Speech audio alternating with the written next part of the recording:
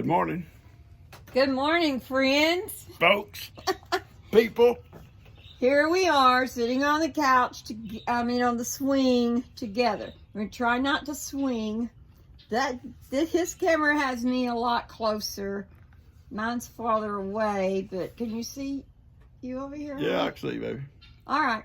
So I do not know exactly what y'all want us to do. I guess we can start when we grew up, right? In every video, go a little bit further. Okay. Okay, so he grew, well, go. I was born and raised right here. Been here all my life. I was gone for 4 years. The only time I ever left was 4 years in the Marines. And 1 year we worked in California for a year. And that's been it. The rest of the time I've been right here. Go ahead, baby. Okay, well, I'm going to put a little more detail into it. Oh, well, I can tell about my school life. I went to a 3-room school here in Plum Grove. 8th grade, we transferred to Cleveland and finished out my schooling in Cleveland. In 1964, I graduated, and then I joined the Marines and eventually met her. And I guess the rest is kind of like history. History. Okay, so. History. Here I go. Okay. I was born on February the 2nd. When my daddy's mother saw me, she called me Little Roy. When my mother's mother saw me, she called me Little Groundhog because I was born on Groundhog's Day. So, my dad, and I've talked about my dad before, he had this jet black curly hair, and they say I was born with this curly black hair, so I don't know. Black is my normal color, you all know that, and I'm talking about black. But anyway, I grew up in Beaumont until I was until I started first grade. When I started first grade, we moved to a little place called Spurger. And Mom and Dad had bought property there, and we had a nice house built. And I went to Spurger School, and I went there until the end of the 8th grade. At the end of the 8th grade, Mom and Dad wanted so bad to move to California.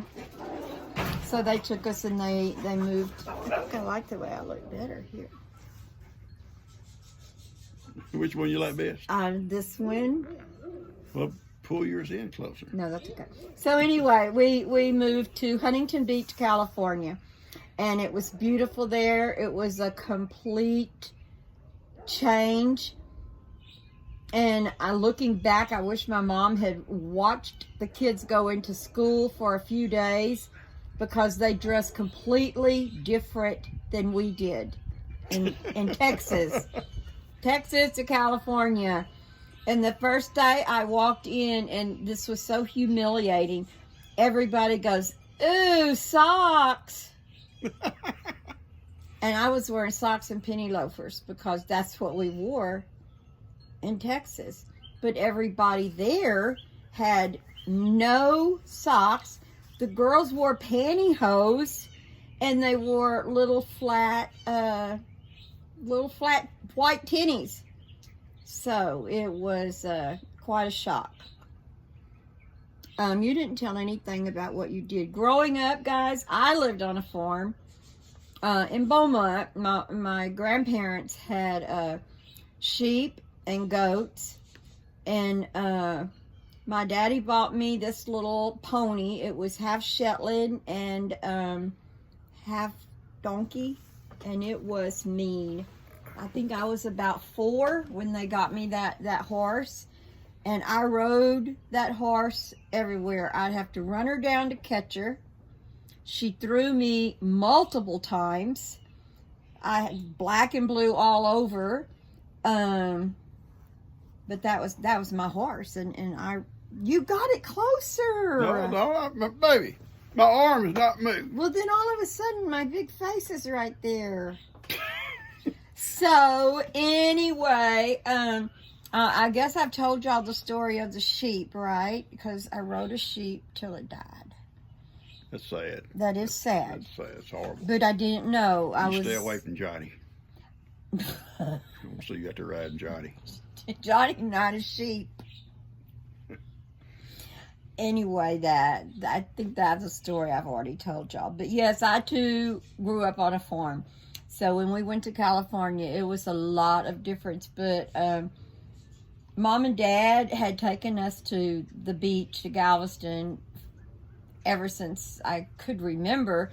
So when we learned we were going to Huntington Beach and there was going to be a beach there, and it was only like 10 minutes from our house, well, that made us very happy because Richard and I both loved the beach. But the beach here is not like the beach in Huntington Beach because there was so many people, and that was a big, what do you call that, culture shock? Sounds good to me. But you're not talking about anything. Well, baby, I wasn't much into California. But you didn't talk about having horses and I stuff. will when you get tired talking so far. You just go, yeah. I know, I talk a lot. I know. So anyway, that's the things I miss when we went to California. I miss my grandparents more than anything. Okay. I don't like, boy, I'm not finished. So you're not talking to these. I don't like the way this is set up because when I look here, I don't see me. Then I look here. So if I look at this camera, they're seeing this funny side. If I look at this camera, then I feel like I'm... It shouldn't matter. You're the same wherever you go. So just video it and go with it. Keep going with your story. Then I'll tell my story. I'm enjoying it. Go ahead. All right. Well, anyway, I don't know where I was. Okay, I said I rode a sheep to death. No, I said I rode a sheep to death once, which I'm not proud of. No, we went to the beach after the sheep. We went to the beach after the sheep? Yeah. Okay, well, it was a culture shock when I went to the beach because it was packed with people. And at Galveston, you can just pull up on the beach and there's nobody there. They wore bikinis, tiny bikinis. You was probably wearing one of those full. It doesn't matter what I was wearing because down to your ankles type bathing suits. No. What kind of swimsuit did you see me in, baby, when you first met me? Was it a 1920 down? No, baby, it wasn't. That's right. So, I look pretty good in a swimsuit. Yeah, you did, sweetie. One time my dad parked too far away from the curb and the policeman come around and Dad said, "Brenda, get out of the pool and go talk to that policeman." And I said, "What?" And I come running out of the pool and Dad said, "I parked too far away from, go out and tell him you did that because you were in a hurry."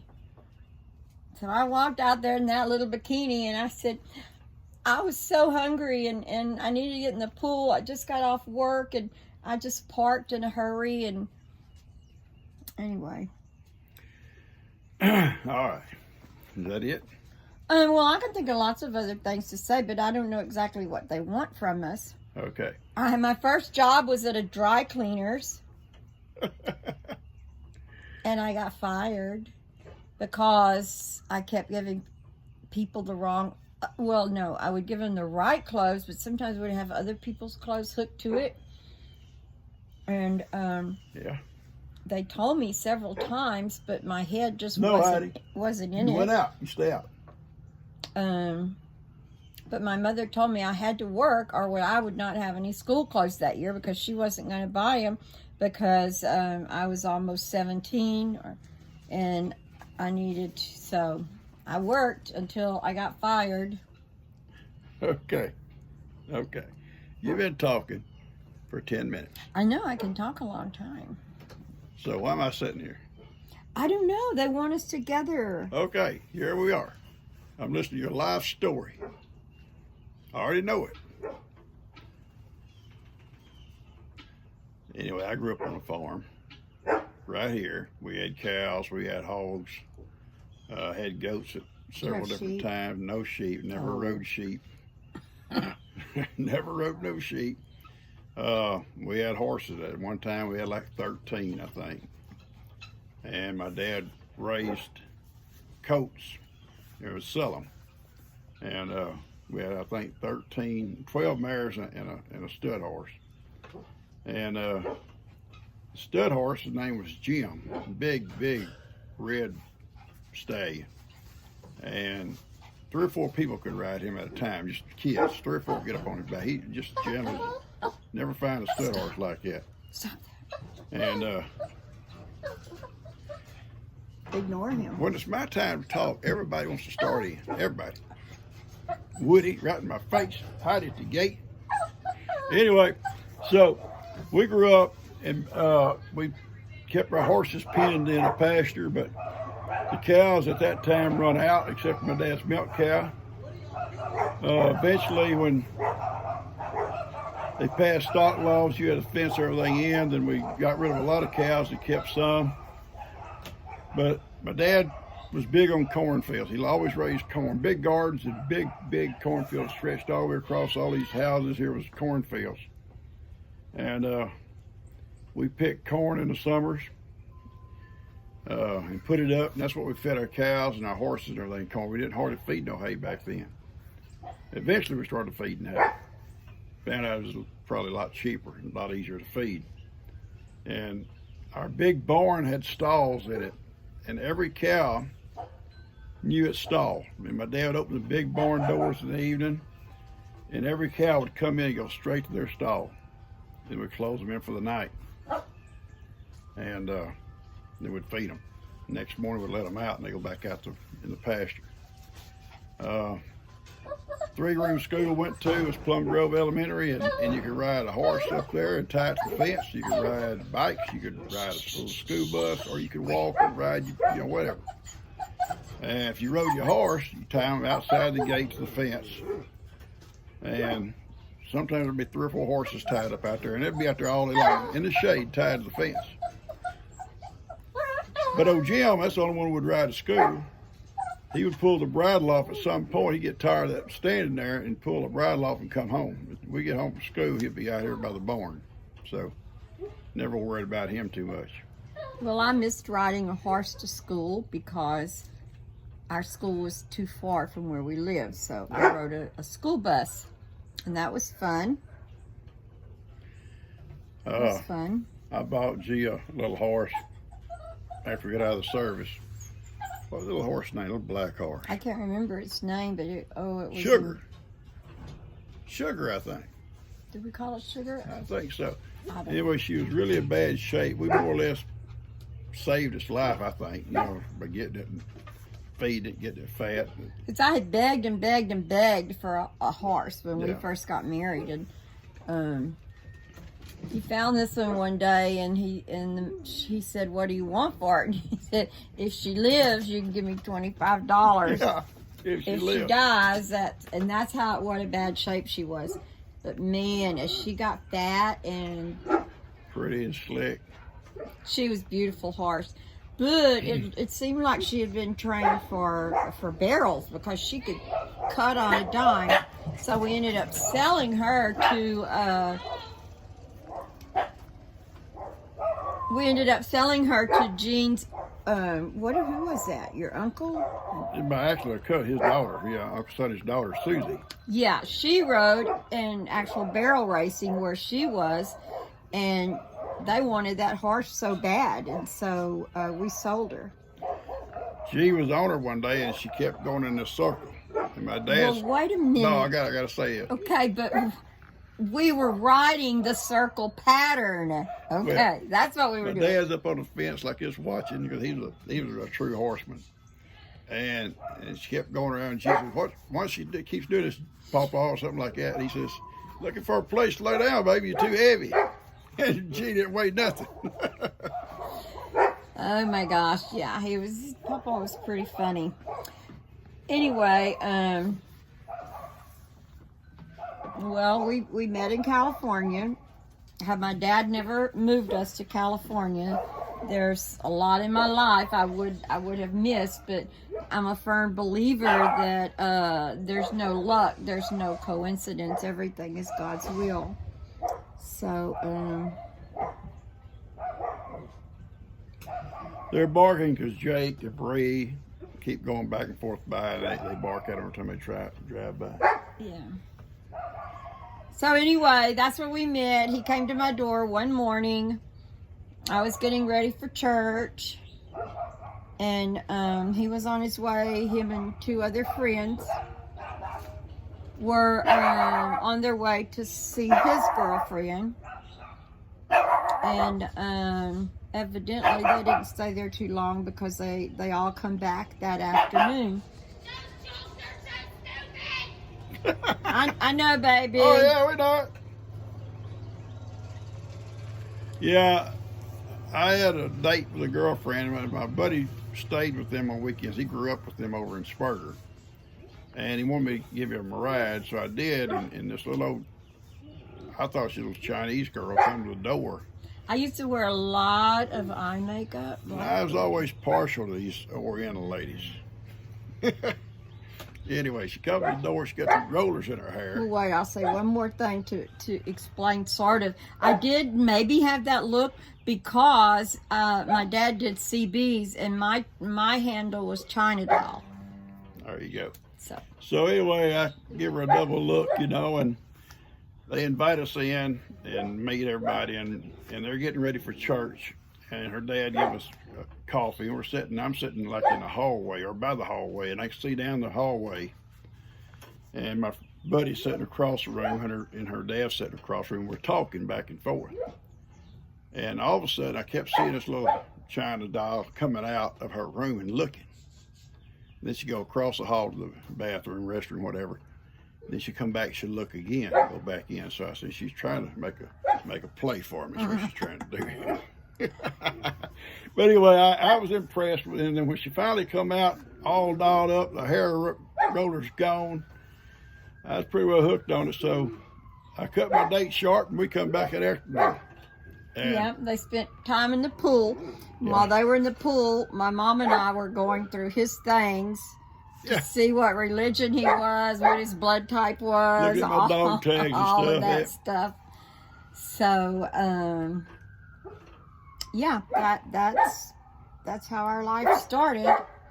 Heidi, please, baby, please. And we met in late September, and we were married on March the 11th. Yeah. And we had planned, and I had my wedding dress made, and brides of honor dresses. We were planning this big wedding in Texas, but Mom and Dad were going to bring myself and my maid of honor and my bridesmaids, and we were all going to make a big Texas trip and have a big wedding here in Texas. But he'd been gone for, I don't know, maybe a week. You had what, how much, 3 weeks leave, 2 weeks leave? Yeah, 3, I think, something like that. Anyway, 2 or 3. Yeah, so he said, I want to send you a plane ticket, and I want you to come now. And I said, okay. Yeah, when I left, right before I left California, they gave her a wedding shower. I had all the goods, all the loot in my car, packed full. I could have had because he was taking it on to North Carolina. I could have had a yard sale or something. Yeah. Anyway, I could have had a yard sale. Heidi, please, baby, please. So anyway, yeah, that's how come. Well, we did have a wedding, and my cousin took a lot of Polaroid pictures. Is all we have, and that's what I want to find to send to y'all, but I can't find the. I think we have 2 pictures left, one from our upper and then one whole. The lady that was doing our gowns, she cut off my wedding dress so it'd be short and took some of the veil off, or it's not a veil, whatever, the train from the back so it would be appropriate for a smaller but still in church wedding. And I got on an airplane, and that was it. Well, we went to the wedding, and it had been raining. Well, I hope we went to the wedding. Well, you know what I mean. After And we're gonna go. I had a place in Conroe, a hotel for our little honeymoon. We only had a couple of days where we'd go to North Carolina. I'm serious. I'm very serious. And on the way out of the church, I'm kind of running and kind of pulling her, and she trips and falls in the mud. And he just keeps dragging me. That's the way we are. That's the way we are. I was on my front, then I was trying to roll on my side, and he just kept dragging I was me. in the Marines. We overcome. We adapt. She needs to get up. Anyway, she won't go in the hotel. I was covered in mud. Covered in mud. So we And it was called Hotel Conroe. Yeah, And you had to go in the front door, and it was So we ended up going to a Hank's truck stop. A truck stop. We got a room at a motel there, truck stop. And it had hamburgers and French fries for dinner. That was our wedding meal. Hamburgers and French fries. That's all they cooked. No, it's not. That probably is all they cooked at a truck stop. Baby, you don't get no 7-course But meal here's there. the killer. I had to pay for the meal. He had no money. I paid for an airplane ticket. Yeah, broke. I guess. I was broke. Mm, It was good. We made it. We made it. All right, I think we need to cut this off. Okay, so now next we can start with Kim Yeah, with in Kim. North Carolina. In North Carolina and Kim. Our first baby was a dog. That's true. A couple of them, actually. Yeah, 4 Kim come along. All right, we're going to cut this off, guys. We love you Bye, guys. friends. I love you so much. Y'all take care.